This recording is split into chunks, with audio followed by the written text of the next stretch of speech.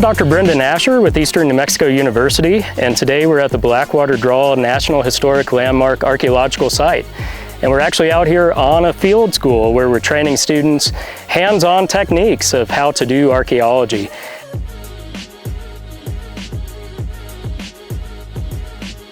Into the field, and we educate them in the basics of how to excavate or dig an archaeological site and to record and document any of the artifacts that they may find.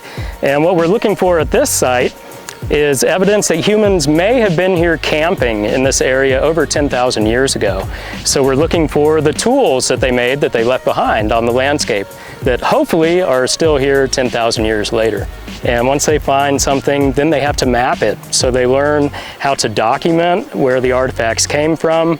And then once we remove them and take them back to the lab, we can then basically recreate the site. So we can create maps and drawings and 3D models that show exactly where every little artifact came from.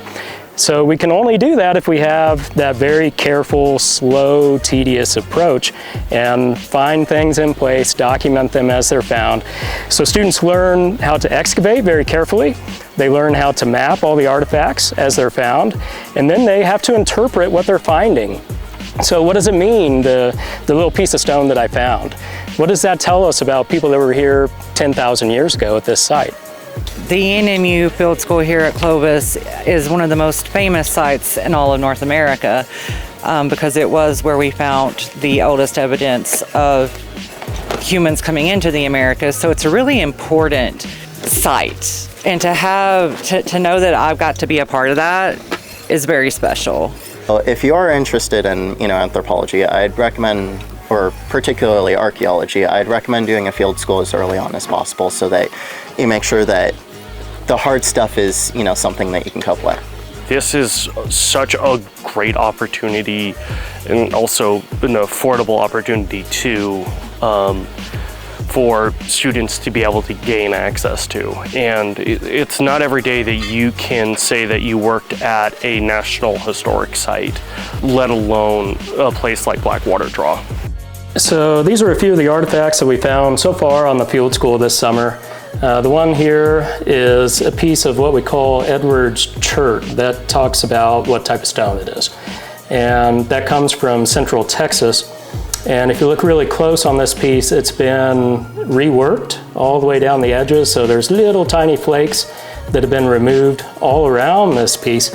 And this would have been used basically as a knife or a scraper for processing hide. So the piece in the middle is also Edwards chert from Central Texas. It's a little bit different type of tool. It has a little tiny point up here at the top that we call a graver spur. So this is going to be basically the equivalent of a needle. So think about if you're making clothing out of hide and you might need a way to punch a hole through it. You're going to use little tools like this to basically drill a hole through that hide so that you can sew it up and make your clothing.